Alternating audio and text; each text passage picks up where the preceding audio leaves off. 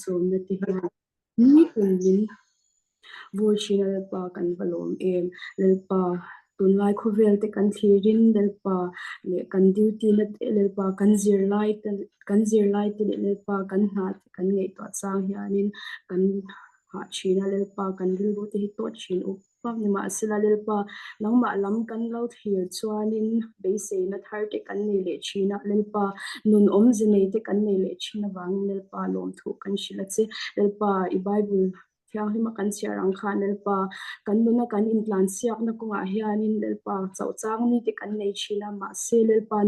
nangma nen chuan lalpa ato khem min khen pui don ani ti hi lalpa zan ina hianin in khom zong zong te hi I tharau thiang hemin min don non thar le la lalpa zan ina I thu kan ti ri tur te le lalpa sharing kan nei tur te zong zong hi ku thiang hima kan ron hlana zan in meeting a ron lut zong zong te hi a thlonin min chin ti lo turin kan ron dil che ni chung zong zong chu I pa thole Iswa Krista min lom chu soi tuin kan ron dil che ina chuanin rin zwala hi sharing nei turin karon som hal leanga ama hi arin chang chuanin tuna rin zwala sharing nei turin lo som ang kan host chunga ngome hi kan shethe chiang em le Hello thầy hello hey zai chu alo mam rolin ai thashunum em in po tang tu chul me he hostel wifi karon joina kemin o share the ka o share fe the lo ka chen point chat time mo khanin lo sei me nga I hey hun kan shoi tu tharte ten du sak takin hun min pe alomum kati rolin ka insit anna lo thai lo nge nimin po kan heyan phat me te ka katum run dawa nge midang tema new leaders atanga ran step up the midang tan opportunity lak sak te ka lawa maro chu ka hanin bu cha ka khun man dan to te bible study te ka han ni kan rin ai kan ka tui le phian ta sia chuwa chonin hei kalom em em net po chema se hei rin na nen kan kal le po panga pathian in minom pui tura nga minom pui pathian minom pui do na ama sain zaina karon hun karon man dan turi karon soi do hei bible study ang da ulaken karon kal pui do amaro chu ta USA kan inductive bible study kan nei chinangang em ko jang karon gal puilo nga chan chu hunte adu rei thin sia simple da win rei lote sam za som pari na hi karon karon bible study karon nenga screen hi karon share pa dua hi kan mu them leo screen share một thầy alo moment sam za som pari na hi bible study karon nei du na nge kan tlai muna hen ke aya soi fia thiam le soi ril thiam tam tak poi manga ma se zaina chuanin hei soi ril vak kha karon tum don lawa han charismatic do ron soi kha ka tum don lo chung chumi ai chon kan na hemi bible chang ina thua soi to dan te le nge take home message nang ma ni he take home message pek thei cheu kha ka be sei ve dewa ama sa beren kan tong trai po dang pathian ma ku ni tong trai ngu elpa ka pathian min mai tu lom thu ka shil che elpa he voina elpa ke ni mi tlom te te elpa chelo te elpa ta mun rong bol na elpa hun tha mi pe ka vai lom thu ka shil che elpa thon vekin chandam na min pe a hemi po du tok lewin elpa hetianga elpa I rong bol the elpa ke ni mi sual mi tling lo elpa tak tak te elpa min la du te hi elpa aril kan te lom thu kan shil che zena pol elpa he elpa ka chan phak ka rin ngai lo elpa EMFI zoom per mita te elpa sharing te le hun man na hun te elpa min pe thelom thu ka shila che elpa zaina ka thu soi tu ka thil share tu te hi elpa ke ma min soi ti lo la nang man lo soi la nang ma chawin la lo chang la elpa ke ma chu elpa min da thlo mong che isu min kan di le amen hey sam sa som pariat na zaina ka ron soi tu ri ap katan hina phuram rol ron a hlua tlem te thon thu han ti mena thon tu toy karan soi du pakha chu kan no pan lai hian kan thian ho hian bible study hi ka han nei via thiam lo hian school pa na hian ka han khom ve a ta chon noi tak tak hian kan tia ma se ka thian pa hian bible quiz ang hi a hosta chonin bible bu chunga verse lai ber hi enge ni ti khan tia chan tia ka han khela ka han zong a anu chun sam za som parin na chang riat thu zaina karon soi tum hi lo nia e ka han ni dor ti khan alim omin lung len thak ang reng em em a anti ve khang lang ila i heavy bible chang hi om i ka soiril thiam vak no lo ka ti kha ama saberin heta hen i slide karon prepare hen english in ka da i mizoin ka chiara aten english in lo om shi phot se 이 그러니까 thiên mà thiên thu nga thlang u chang khala tangin olal pa ne na lom thu shil ro u ani chu athasia angil ne chu kum khwa in om don sia angil ne na chu kum khwa in om ang ti Israel ho te chuan soi ro se angil ne na chu kum khwa in om ang ti arona chung te chuan soi ro se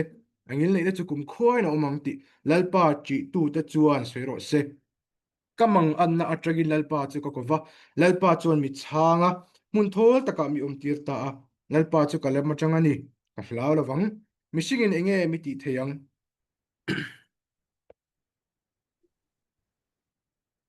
ah lalpa chu kalem atang mi chan pui tu ani chu vai mi hu tu te chunga ka du thu sam chu ka huang mishing rin ai chuan lalpa arin na nga hi athazo kani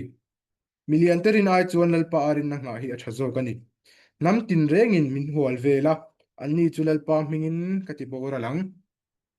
anni chuan mi hual vela ani mi hual vela anni chu lalpa mingin kati bora lang khuai te angin mi hual vela hling al angin ti mi in ka oma anom ti mi an om anni chu lalpa mingin kati bora lang katluk na turin min chun vak itum zo zova ni ma sela lalpa chuan mi tran pui ta hlova lalpa chu ka chakna le ka hla ani mi chandam tu halo ni tapoka lomna le chandam na thom chu mi felte puanina awom thina lalpa ku dinglam chuan huai takin na ti thin lalpa ku dinglam chu choi moin na om thina lalpa ku dinglam chuan huai takin na ti thin ka thilawang kadamanga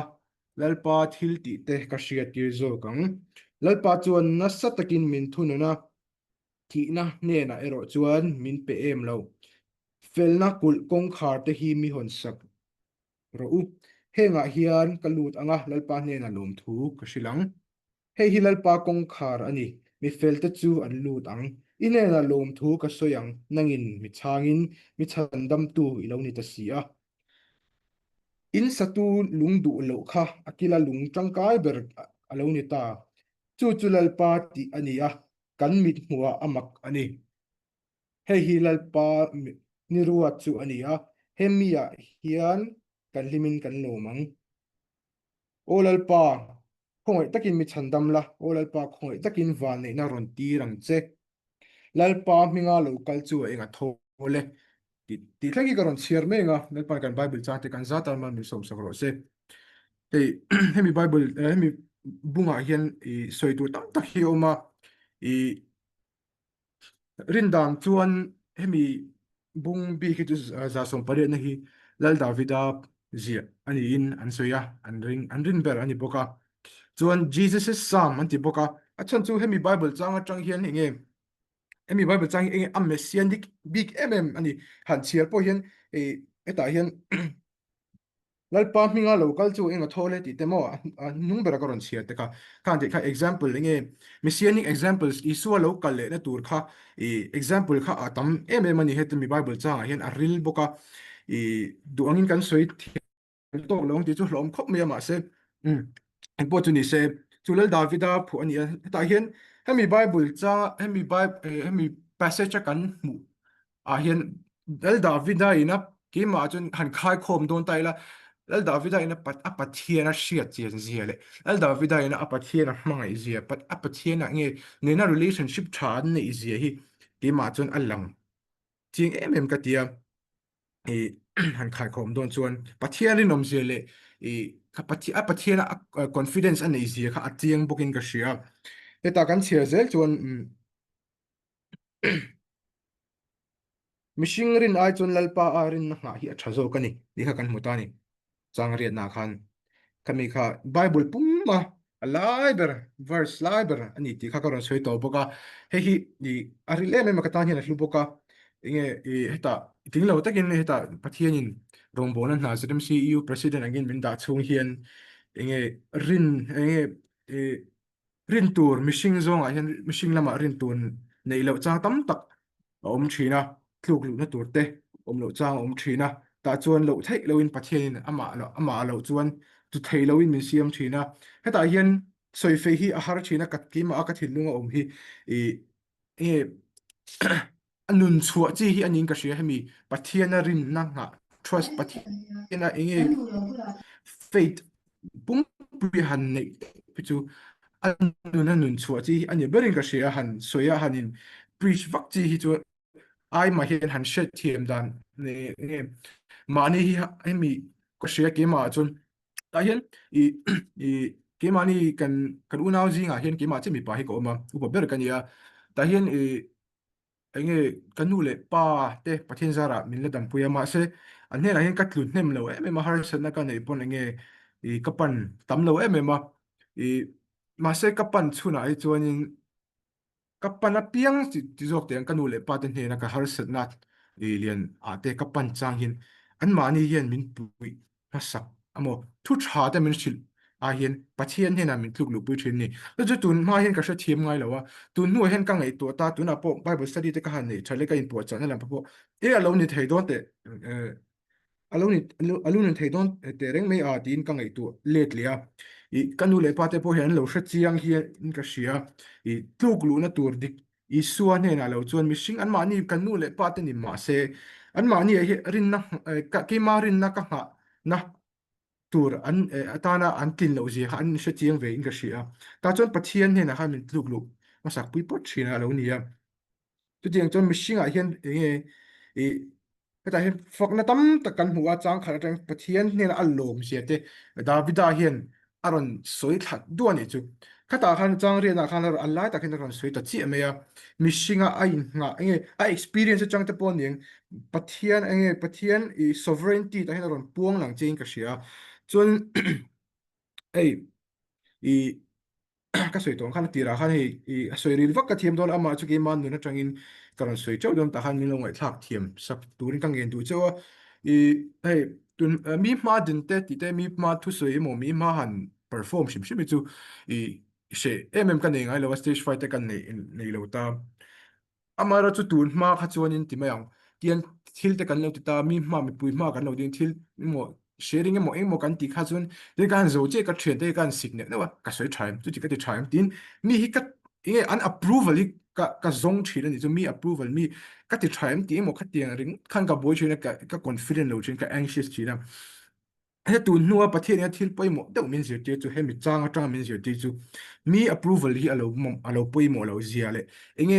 pathian ta na ni chun pathian approval ba pathian ina hei min shiat puina pathian lom na ba kha along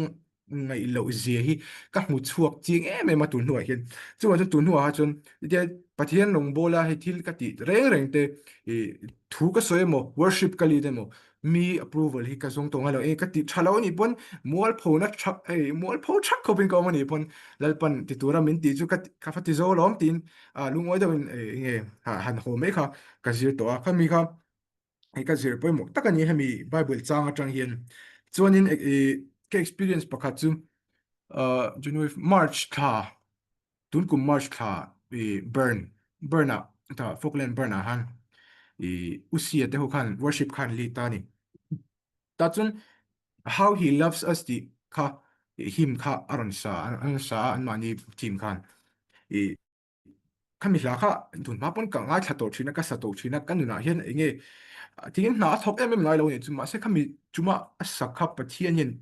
ki ma hen ron tinung thar ma he loves us di ring thi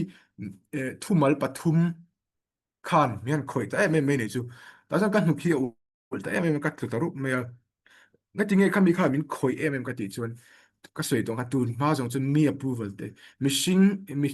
kam machine pui te mo ka thian te atanga mai na ka lo zon na sat ka lo ama chun ka lo zong na sala tuk thina an approval te ka zong thina inge tha min ti em ki ma hi inge tha min ti thenan inge ka ti ngai inge ka in siam that ngai mo inge em an tan inge ti ka ti lo man ti ru kan nung thina ma se ka tan pathian mi she ti du he loves us ti ru kan it's just three words mo kata han aril zia chu pathian mai na hi tawk engdang ma hi lo ngai lo ti hi pathian hian min lo shrila khami kha hemi mihring rin ai chuan lalpa arin na nga hi a tha zo kan ni khami tiril zual tu hi kanuna hian ania e tu ma approval tu ma enge kan mihring puite kan thian den min lo hmai let lo mo min lo respect let lo ani pon pathian ma na hi alo tok lu ka tan hian ti hi ka kanuna hian a chiang me ma ka ron soi tel du buka e chuanin pakhat che ka ron soi lenga mani EMFI Advanced Christmas program kan nei khan haifa khan in ka sia ta khan worship lead tur khan worship kha kan lead ta noi ta khan kan po chana hun po kan nei lawa exams se kha om wang khan ti khan noi ta khan kan wa han lead ta ma ten platform ka han ding che kha ka sam ta em minute ma sam ngai si lo kha pui ma te ka ding ka lo ding venus to ma ka sam ngai mi lo ma ka mi chum kha ka mi EMFI Advanced Christmas kha ka sam me ma ai ni chan po ka shelawa pakhata chuan karin ber chu nge ma sabera khan doctor sai ta kha doma doctor sai hi kalo soi zaw lo nga ki mishing zong tak chuan kaminga isan me mani doctor apo kaminga isan hetaya zerum sia tholai po posting apo nge ka hne ngai lo ania ka ngai san tu kan ye khatin dikha ma bera han lo thu ta roya le doctor tam takin enge khamirum khain hual bok ngai khan ka sam ta tlat me ni ta khan tingena ka shelo wak hla kha pani vel chu kan sa tong chuan khami nu khan kan tong trai ta top me pathian me ka tong trai ta i chuan pathian in conviction ang hi min nei ti ni chu chu inge ni inge kan ti chuan ama ne kan lo leng dun nem tok lo tlat me khami face me o khami pun lai khan khoi time po ka lo nei that lo lai tak kha lo nia fian rial hun ta ka lo nei that lo lai tak kha nia ta khan ka lo zam tak tat me ni chu khati inge hetlai kami ngai san tam tak te an lo ka man ta kha ka lo zam ta pathian rong ka bol tha thei lo ta ni ta khan pathian in ka tung trai lai ka min chu min she tira chuan fak min fak mol top ro tiang hen thu ang hin ka dong lal pa chu fak mol top rong hen ki ma har she tina ka dong ta chon ka zamang ang ka fak top me a kan zai that le zai that lo po kha ka ngai sak to lo ka kher to lo wa chun a to ba chun pathian in kan worship kha ron tinu em ma ba na khan nge doctor sai khan mi ron belol me ya kai ka za aru ang renga wen ama khan tu mi sharing ata worship le tang chu chu tha khalo til tu ka aron til le ta dai ni chu karon soi tum zok tak chu mishing approval ka zon lo che khan pathian khan ale tam tak hi min lo pe zok thin kha lo ni zoka ti kha ka ron soi dua tu teng tu ka thil zir hemi bung bung 118 verses 8 it is better to take refuge in the Lord than to trust in humans. It is better to take refuge in the Lord than to trust in princes tia. Kanuna pathian ina minizir te tam tak jinga example. Claim te karon Poland thei chunia. Chuanin chin khan relationship with God te fian rial hun te karon soya. Mani kan EU evaluatory aka ka closing speech apo kan pathian na len dun pathian na relationship tha nei kha karon soi to boka khami kha kem karon soi zau le dua atan cho hemi ka ngai poi mo ma ke ma chon kanun min tam tak ka testimony khengin enge min shil tu chu enge pathian na relationship tha na hi ni pian thar chu poi mo te re mai vanam kan kal na turani mo amma aro chu pathian ina mishing te min siam chan pathian ina mishing te hetlai huna kan purpose aki mani ina kan ti tura atu ber chu amma ne na len dun amma ne na relationship nei hi ania chu ka soi to thona i kan i in da zen han karon soi le dua i eren huana khan pathian kan mishing kha siam ta ni chuan niruk chunga khovel kha siam ta niruk ni khan pen mishing kha siam ta ni chu chon mishing asiam meu khachuanin mishing ina amambo zong khale khan lo ong to ni engte tuite ransa chi sang khai chi sang chak alo a om sa vek to mishing khas tu min hu jon mishing kha siam ta ni chumi zo jon ani sari ni adot chi kha pathian ni khai ta chu pathian ni chu pathian ne na mishing an len dun na tur ni kha ni ta ni chu mishing ta na nimma saber chu pathian ni tuna Sunday kan ti mai hi lo ni ta om zia taka chu pathian inge i mishing ประเทศยันจะมีอัพไงป่วยหมดเลยอลังเจงกันเชียแต่ blessing ซงก็ cover แล้วกันตำรุตุกะอัดดาเวกโตมาเสเองจะมีอวันมิชิงนะจะมีอวันซนมาจนมิชิงประเทศยันอดูเบอร์จะมิชิงนะประเทศนะจนมาสักคาลวันเนี้ยประเทศนี่แหละกันเอง relationship ชาประเทศเนี่ยเลนดุนอามาก็มาอามาเบียกงอยงอยอามาเนี่ยนะเองกันทิลตีซงเราเตลเวตุกันประเทศนี้ไอ้อินดูเมมันนี่ ที่เขามีค่าที่ค่าการสวยลังดูอ่ะถ้ามีมัลสมนะสงเตไอ้ยังไงยังตัวน่ะพวกperformance อย่างนี้ก็basic การสวยแต่ให้ตาตีชัดเต็มมีมาทิลตีชัดเต็มมีทุสวยชัดเต็ม perform ชัดเต็มขัดเตียงซงจนมาสักไอ้ก็จนปัจเจียนเห็นอมีละปัจเจียนเห็นเลี้ยงดูนี่ละแล้วจนนะมีกันมีแต่เห็นระที่มันเนี่ยระไอ้ตัวที่มีเราอันเรามุจกโดนข้าเราเนี่ยจะมีกันตีเราอ่ะมีจะมีมัลสมนะจก masa ka dyan, may hiyan ra ito riki mani hiyan long mulo chi chuan kan share zela nga ta hian I chang song pasari na hi kan soi zau le ko nga ka thila wang ka damanga lalpa thil ti te ka share tir zo kang ti hi ni chang song pasari na hemi bung 118 hi ka ta na hlu em ka ti kha a chan pakha chu kan no pan la hian kan nu hian hemi chang bi hi min meditate tir thina Bible study te min nei pui thina zana hian chuanin banga hian hemi verse bi hi ta atara ka thilo wang ka damanga lalpa thil ti te ka share tir zo kang ti hi min ba ha ti to min soi tir non tlo thina chu ke kan ke ma hen ka sharenga ta chuan hemi Bible chang hi kan ma chuan ke ka by heart mol ve liam me thina atang kaina ka man masak per chu nge nikum khadita hei kan ka unaute io ka rongbol puite nen hian damlo pakhat medicine water hian nurse pakhat hian min kawaki mani evangelical union te nan damlo pakhat hi CLD patient ania thi trap to nia thi lek to nia chuan chuan ati thei om to si lawa achung te kan shil nga si lawa nge in lo tong try sak don mi o kan tia chuan kan prayer secretary kan min shila chu chu chuan kan va kalta chuan kan va tong try sak ta ta chuan hemi Bible chang hi aron rit tlak mai ni za som pare na bung som sari mo kathilo ang kadamanga lalpa thil ti tu ko shia ti zo kong ti hi ami Bible chang hi ka soi ti ra ka tung try saka tu na hian chu damlo chu anang chu ka sheto lawa ma se eng po chu ni se thamong takin pathian ni na om ti don ti hi ka sha ching em ma chu pathian tharau thiang hi mina min pe kan ya ke ma atanga thil tharon chu kan ni lo lalpa ro puina na pathian ni na min pe kan ya chu ma jon he Bible chang te po hi karon tar lang zuai du a chu mi pe ma chuan ka han share thale zuan nga lalpa chuan na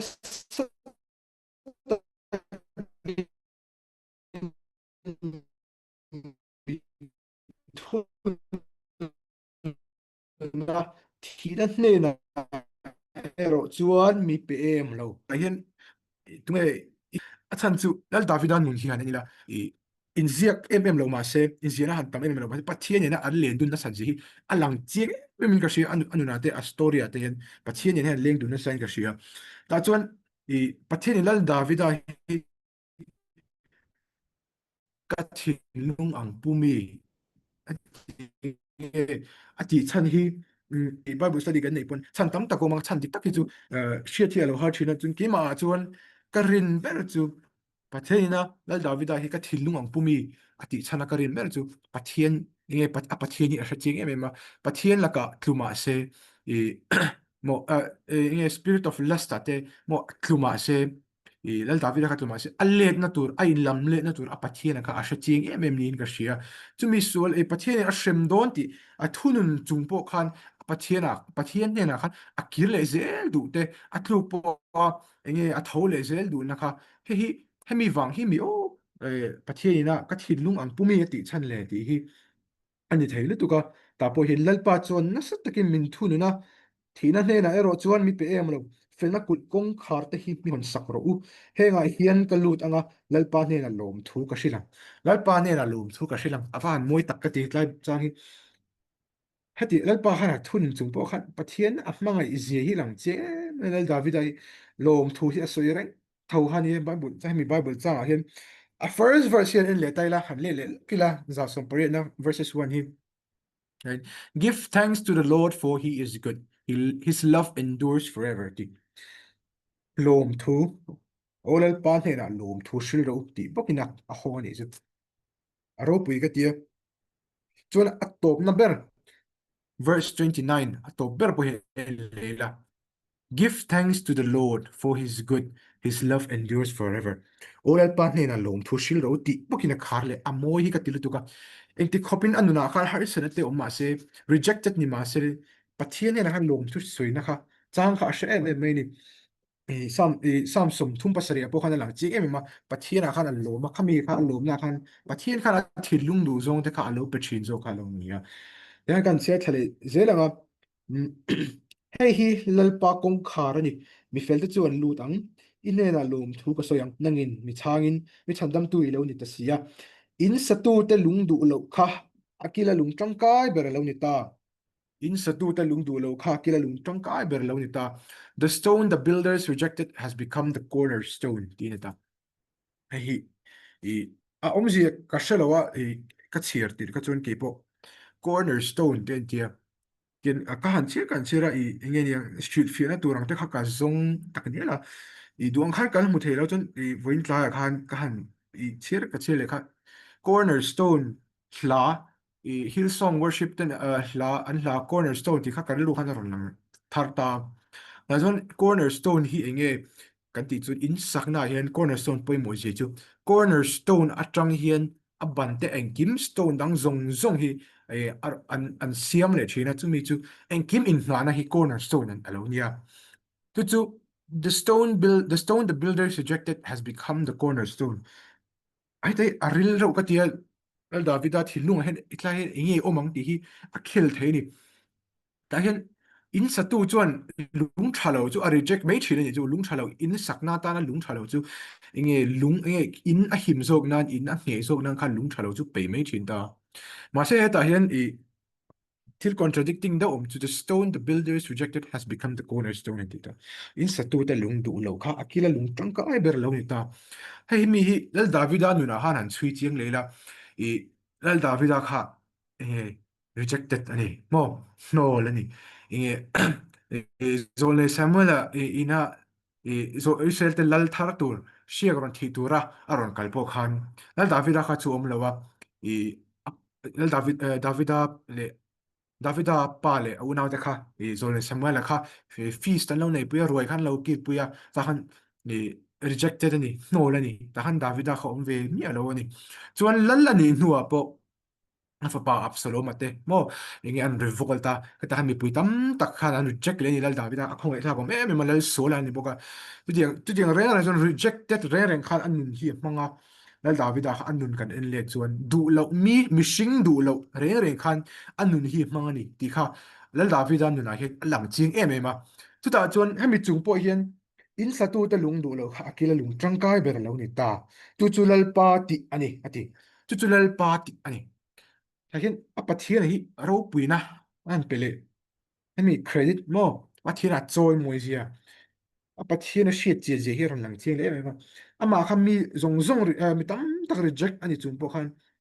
lung du lo kha cornerstone Israel te tana lal tang kai em em tun thena kan lal isua mo tha tu te kha alo ni ta dai me pathian hian chu tiang khop chon mishing hi amal som duwa chu tiang khop chon mishing hi mun te bera tangin mun te bera tangin a choi moi du ani chu engting nge kan ti chon lal davida nuna pokan le lenga lal pa pathian ne na len dun pathian shiat chen pathian thinlung ang put ve hi put tum ve hi ali mo heta hian chingrin ai chon lalpa arin na pa hi athazo kanik ti te hemi hi aron compliment tha emi machang som hi pani na nen hian lal davida hian rin tur nei lo lal so la po tluk lu na tur lal so la po nei lo a han tluk lu na tur nei lo zia kha chung kan pathian in cornerstone aron mang du pathian hian i anun hi athak dang nam du zia hi aron lang che he me ma chu diang bok chon kan na hian thil thalo tam tak a omang enge i tan chang te pokan nei ta han thil thalo tak tak te pathian hian thil thain aron chan tir du hi hemi hi thu hian kan tha thina ma se kan nuna hian aron lan chi a hun situation kan don chi hin femi faith khan nei lo har thina nei chu ta tak hian hemi hi sha chiang le ila ka du em ema chuan I ka preacher pakhat ina soi ka du em chu I khovela hian history kan enanga thil chalo ber the the greatest sin that has ever been committed was the crucifixion of Christ tini chu lal sual lian ber chu isua inge khen be na khania ma se khovela hian thil thapper thil du omber mishing te tan lo kheng to hi isua thil na thoni aro pui chu pathian hian ke mani kan nu na kan thil du lo mo isua thil khovela thil sin lian ber tluk na thil thalo sin lian ber boka thil thapber grace ama grace le ama na ti zau na na ro lan tir na a man du chuan kan nu na po hian enge o kan nu na thil thalo ron thleng te po hi enge thil tha tan hin awa han mang du don em ti hi alang he ta mi hian karon sei tel du boka chuanin I te han I toplam ka an hnai tonga chu chulal pa ti ani kan mit hmuwa amak ani mo kan mit hmuwa amak ani te hemi verse 118 kan en chuan enge niang emphasis tam tak hi omani no lal davida hi atui ral ve hian ka hria mi bible chang mi passage a hian hi lal pa ni ruat chu ani hemi a hian kan hlimin kan lomang olal pa khong takin mi chandam la olal pa khong takin van nei na ron tirang che lal pa hminga lo kal chu a enga thole te lal pa in atang hian mal kan som chu ani lal pa chu pathian ani a ani chuan eng min pe a in thoina tur chu shui shualin thung ro mai cham ki nge ya te chuan nang chu ka pathian ni lom thu ka hrilang chia ka pathian ni a ka choi mu yang che o lalpa hne na lom thu shil ro ani chu atha sia angil nei na po kum khwai nom don sia I kha hemi bible passage ani ta chon take khop message chakaron I cha du chu chu enge zaina khan ril takin thil karon soi thiam lo ani mei thea ma se hemi enge ni samza som parier tanga kan je tur poimo mem ke ma ak poimo ka ju mishing rin a chon al parin na hi shazo kani ti hi hemi hi thei chon han by heart la inge kan zain kan khwai tai ma te inge han ngei to chun zom leila ai tinge kanuna hemi kan man chang kai thiang kan apply thiang ai tinge hei kanuna he kan apply thiang inge chu chu ka in reflect na he mangila chu chu chu cheng chon ka wan sa du chawa kan chu soi tom takte lalpan aro puinan amaro puinan chok le kan zatan mang min som sakro se no me Amen. Oh, brother in zo la sharing na hun chatak me te aron ne awangin na chunga lon thu kan lo soi du a tuna chuanin chung chai wal na hun kha kan lo nei don to anga kan prayer points te thona hun lo hoang u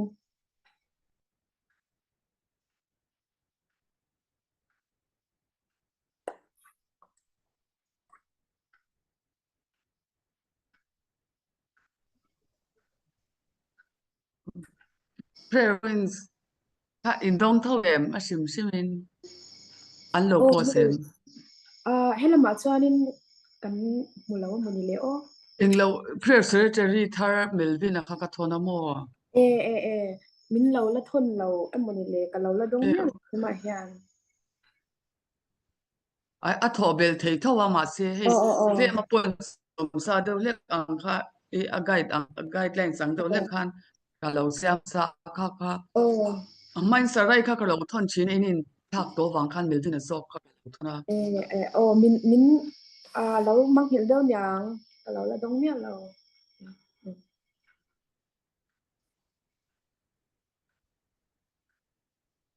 Bilo we karon sele thì thu bem khami imsa khale. kum le to pa han ka da la ba Eh.是chan ai share the em chan I share the em prayer points ka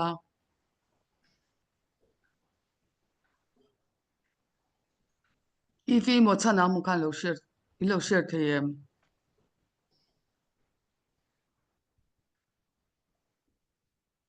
Karon ti may don mi. e o lo ti te o Oh. kha thei ente ese type de lek han mo ulom puya inje ka chiar vek meng Priya, screen a khan please, share the ka thiam lo wa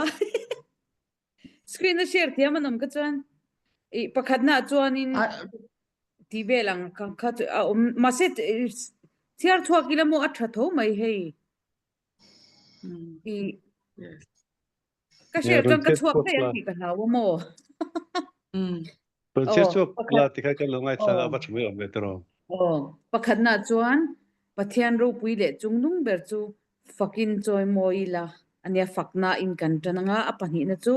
a thatna le angil nei na te min hruai na zong zong a lom thu kan soyanga tun din huna India le Pakistan do thom te po lo dai ta ka bain pathian he na lom thu soila karma sa zoom meeting a po han kan tong try ani kha tin kan member fa te tun hnai a hlotlin na chang zong zong te awangin lom thu soi bukila pathumna chuan EMFI annual conference lo tur hi pathian he na thlen ila a hlotlin na kan phur thawni tin hre chungin tong try ila atam thei ang berin he hun hi lok taka kan man thei nan pathiani awang u point number 4 a chuan kan member missionary te le mission hospital a thok zong zong te tan pathian hruai na dil pui le ila pangana chuan damlo te tan damlo a hian paruk aronda chuaka pakhatna chuan Durtlang Hospital Sergeant Dr. David Anu CA Bres Ebenezer Zaitur tan nia panhina chuan Dr. Rin Oma Dentist Nimhan sa brain surgery nei turtan pathumna Dr. Peka Civil Hospital Aizola ICU wala ommek tan palina Dr. Lal Engmoya CA Esophagus tan pangana Dr. PC Laram Liana chronic liver disease tan tin parukna Dr. Robinga dental surgeon tan tin point number 6 a chuan Koharlusun na lamba Dr. Mapui nui na boral sana wangin an chung ko tan pathian umpui na le thlamon na idil bokang u ti ani 6 points le khang kha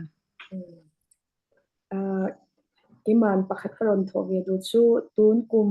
EU term thar sang 2024 cha 2025 a kan EU shwai tu kan than thar tak te tan khanin lo chung chai pui ve tu khanin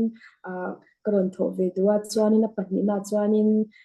ZMC student zong zong te tanin khanin lo chung chai pui tu khanin kalau tho ve tu pokani e tho du dang te kan la omem kan pair points na isa lawa chang khan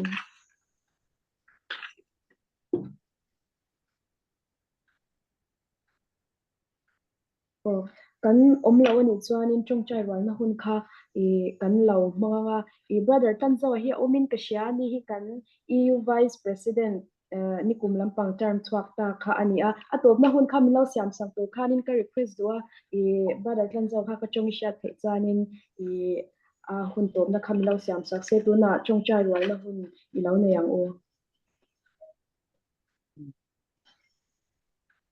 pathian ei zan ina tak mai ni ni basis sakle a EMFI meeting unte na ai pai chu tik takin so takin na jin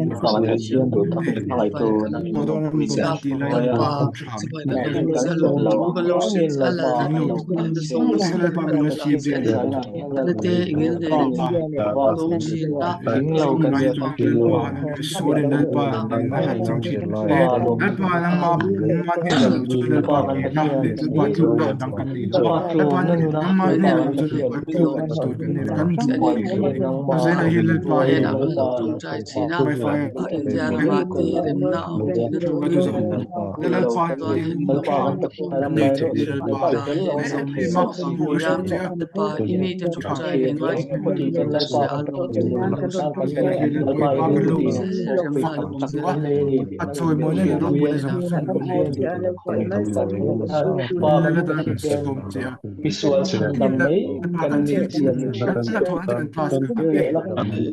mangai na chuan lalpa min cross te kan put top fa sual kan sual na Ela pa kan tu lo le thin thina china al sai pa na mi ya alo bul na che ka te la ka pa chuan tam tu zo kan kan tu mai de kan pa thu la te ka te ba he tu tu ke le pa kan sual te ki mo hi mà tan đi mà dom không pui na ba chin hay pui mình na kan cái lo này ti ba kan cái ni phát triển pa cha cái này ya là ya thằng kan sống lên mình November thằng trai gì á pa te là ba kan in là ba sang lom thu cái kan sự ti đủ chứ cha an là lo ba thu kan shi sia mà cái này kala bao te ba phải le bây giờ ai mình pa soi kan thiên lý á missionary song si song po nang chọn ma thằng chan mình kan bây giờ pui na cái kan là lo ba ti la sai cái nan á ku ta kan lo na na chọn thằng đấy ini hiện ba lom mal ZMCU sống te là po ba an pa an lo cũng kan mình tham thar le ít ta là ba an ne la nang ma ta na Martin là ba sakate lấy gì pui thì te thế á là ba mirin ta ông ta pa kan lo thế ti là ba kan sip le bay na thả thế là ba mission song lo civilian kan get se lai entangled in te civilian pursuit taka no an lo soldier so get entangled in civilian an pursuit ma ke chi in so so tam ta ti ang so la ba na sip chang bay an lo thả so ba te tam le la tu ke rin am le mani pa le ke mani le ke pe to na kan lo no la ni ti na kan la ni ba tin ni tin dam tin lo ko so te ko te du min la ba he te ti tanu dan ye le te pakistan pe ka ni ta la te te ba le he tin an omaden guru te thalo surgery ba hindi dan ni na te ko na na om heng nang te in ba hindi mi ti le la al pa mi sing in ting fel dan thelo pu na kan lo ma chu ti cha chai pu chu ka na ba na no rin se dam no na no ni cha ni ti ni pe ni che ni tu ri al pa dan no kan lo di ni sakani al pa ma tin pu al nu pa po tun ha al pa ina hi pura met suna hi ba met mi to lal fel pa chan tur nang te ma thla mo na in na al pa i he ong pu na te kan lal fel pa chi sa no ina som tam yang kan thiang lo di beran sa i kala ku ta kan him lo ta dan ka pu al kani pa lung rual ta mun hul te chan kan thing ra nei so so ni che member missionary te al pa mission hospital la thok zong zo te al pa khong ai te pa nang nong pui le la ha pa nang nong pui la ba chen chi la anam tho na mun te hanong bol mun te al pa che tlat tu kang ni che tin le pa dam lo tam tak te al pa du tlang hospital surgeon doctor David Anu te doctor Inoma te al pa doctor Pe ka te doctor la leng mu te doctor PC la lung lian te doctor ro mi nga te al pa ma pui nu ti te al pa heng zong zong dam lo zong in na kong hla na nang tam na al pa lo pe la al pa dam na tak se dam na pe la ma al pa tharau dam na in al pa lo mal som tu kang ni che al pa ZMC evangelical union term thar te al pa zela zong zong te in na kong hla che al pa tu na tang hin al pa kan thil lu te sak ma hin al pa kan thil lu te lo ti ne min al pa min no mang la al pa không te kin al pa kan zil na pe la ma hin al pa nang ma thu al pa ni tin al pa growth hai tu al pa mi shoi zil che so ki pa shuk sta mi kam di le amen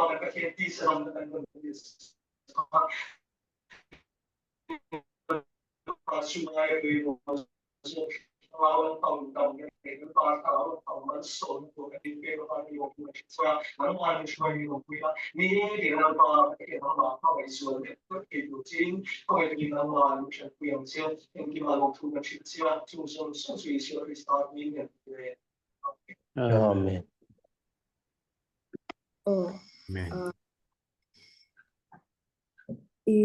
ZMC le EMFI te tianga online meeting te nei te khat ma thu han soi du ve shim shim mo open sharing ang te win I soi tur nei te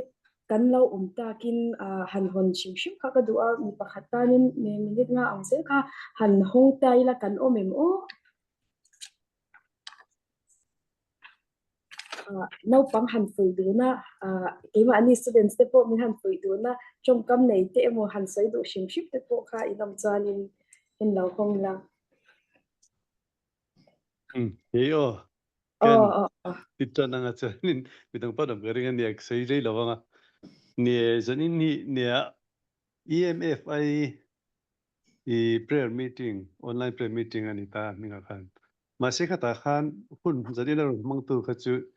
ZMCU te kalau nita kata hari jualah aron tronga pun aron mantira kari aron omju tian ngai lo lama lo ngai lo tahu lah lalisuan nau pang teri ru tiang nim tak alom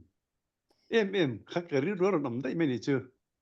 tian ngai to me chuanin EMF aya tuna participant ho ra ngi chu kum som li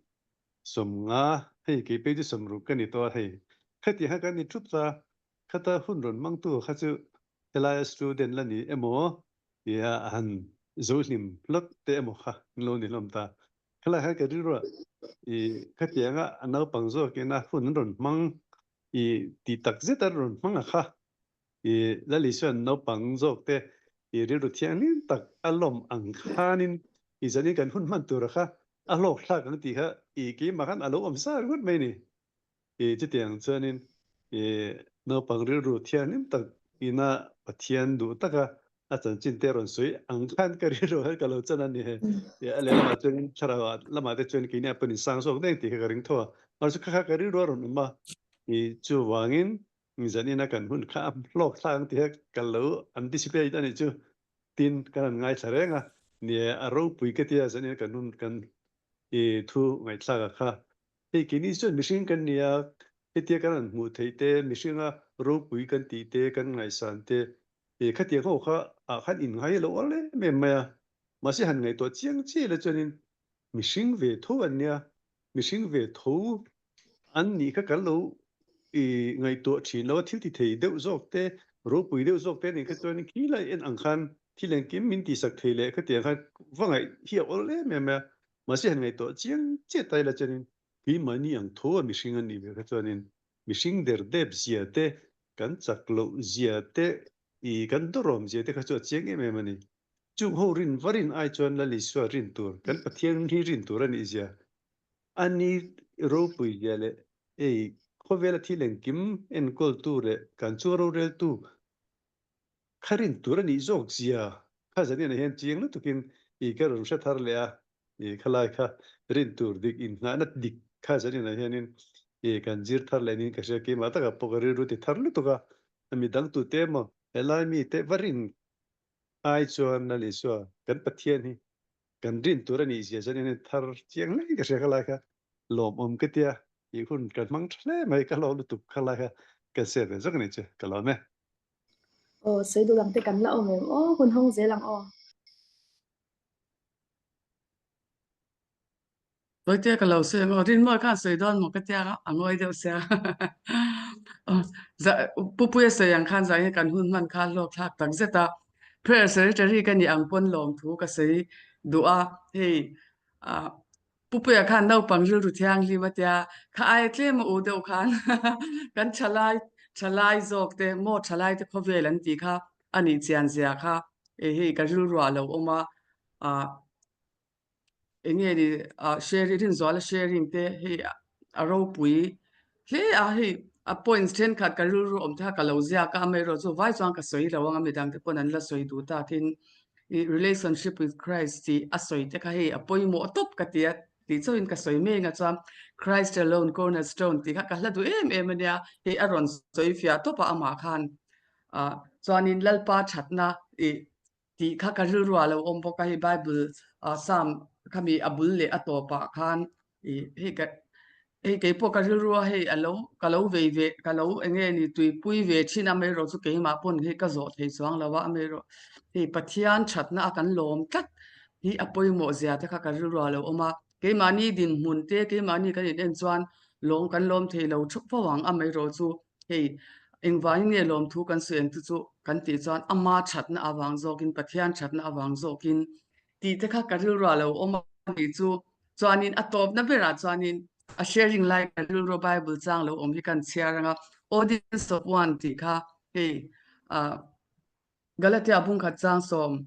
mishing ti lom nge ka tum pathian ti lom mi zinga tlak lum tum kani emni ni ila Krista boy kani lawang ti kha hei a share sam share changa ka ru lo om kha anya chuan zani na in chan vo te that do in lo tia hei alom om lutoka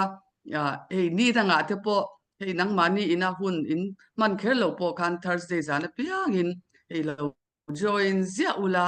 in le khazir kar la ka te tin lo lu de zia thin te po in oma midang te po khan in lo lu zia ula ti kha ikaron se ya chanin kan lok pui top kan lom lu tok ti kha kan soi non le ani chu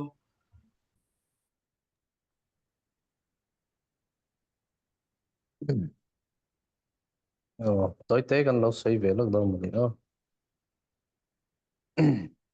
in the the ô sẽ thấy ani cha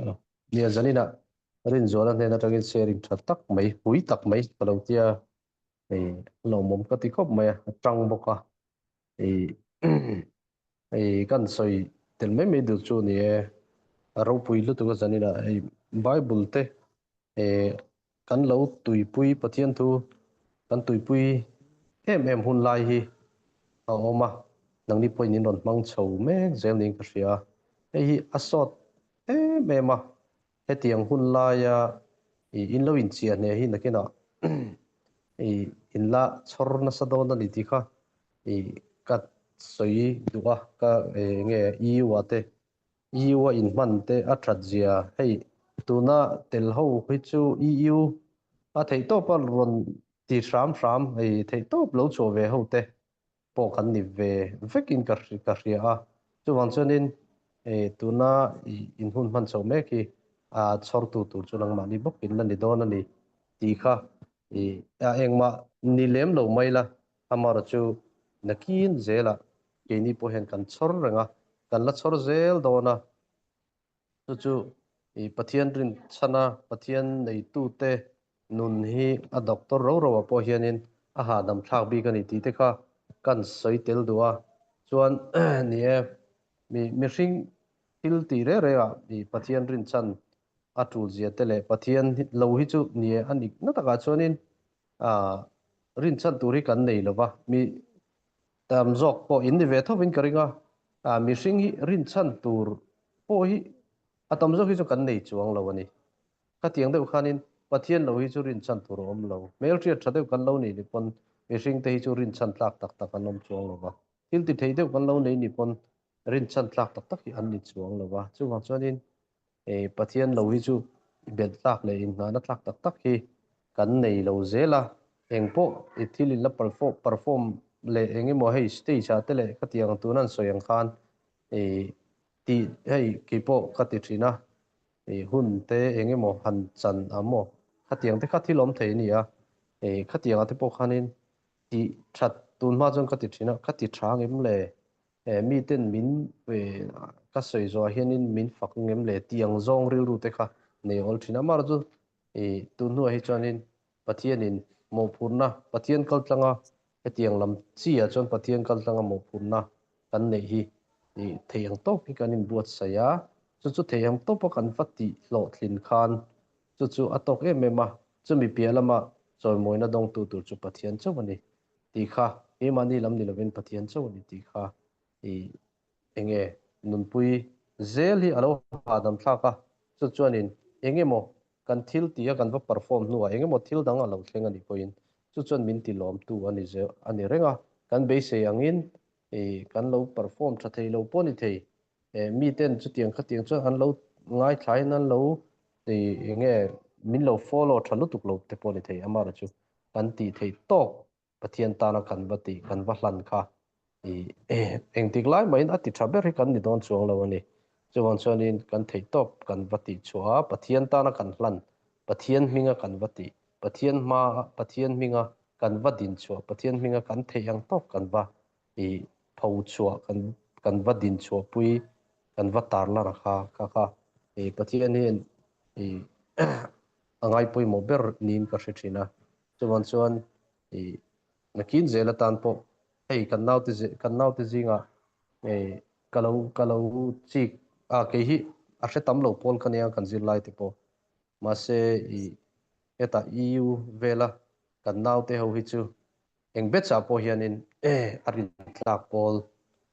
hei athu oi pol an diesel an tlak pui ni ka ria tu man chon kan nau te ho poi ka chong ve mem trinity kha kan senior te kan u te ho bula he kan soi tel ve hrim du ni chu ti jong chu ni me ro se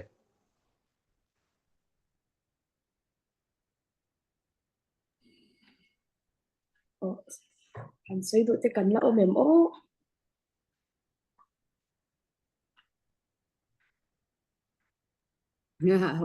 Rei lo te o a hei kum tu na in kumang hun kan ngai to tu nang hun kha tiang mindset in nei kha chan o pathian han van mang na sadon chu em ti kha kalong ngai to ini kan hun na in kumang kan kumlai kan ri ru khan ap khalo lu tuk chewa chu ti chung pon lel pa hi kan chunga a tha amal som tam tak min vur thowa I amai ro chu in dan chuan hei a khobe lampang tak ponanianga ma se a kati tak zo ka chu inge tharawa te tisa te engkima mal som na tam tak pathian he na tang in hai chuak theidon in kasya in nun dan han chu wang chana lomam amaro chu nia angai pat ni ring ti hara tong trai nun nen khan ra swal pal hi a ol khop maya nin nu to khatiang khain nang ni khachin ni lo mel box ya alomam kati indo om top chu ni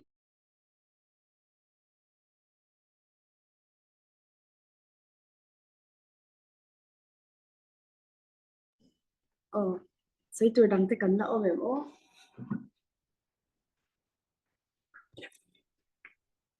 kan to la ba mi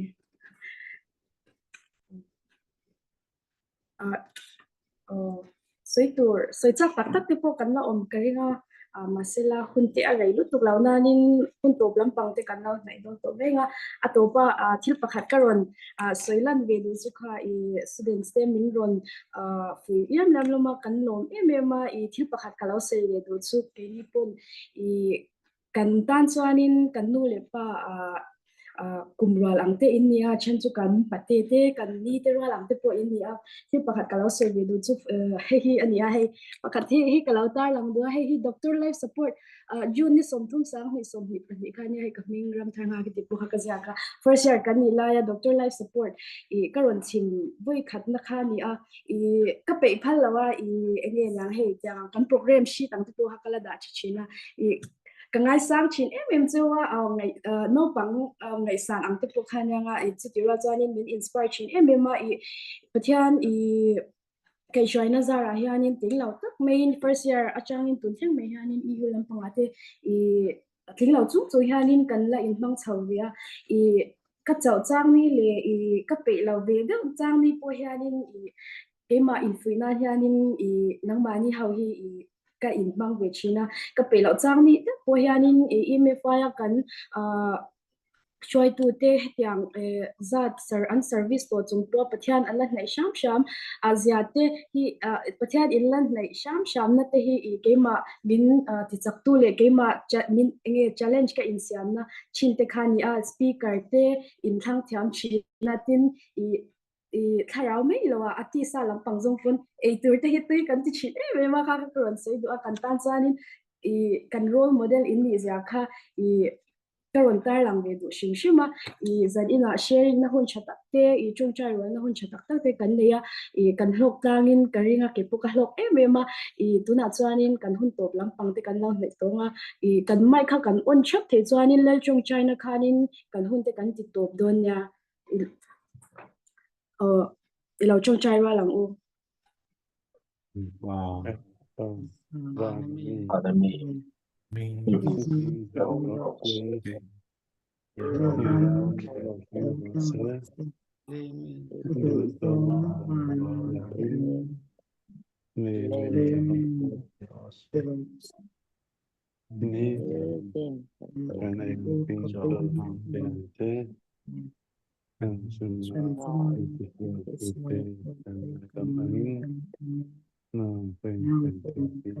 Đi xuống mai Đâm sẽ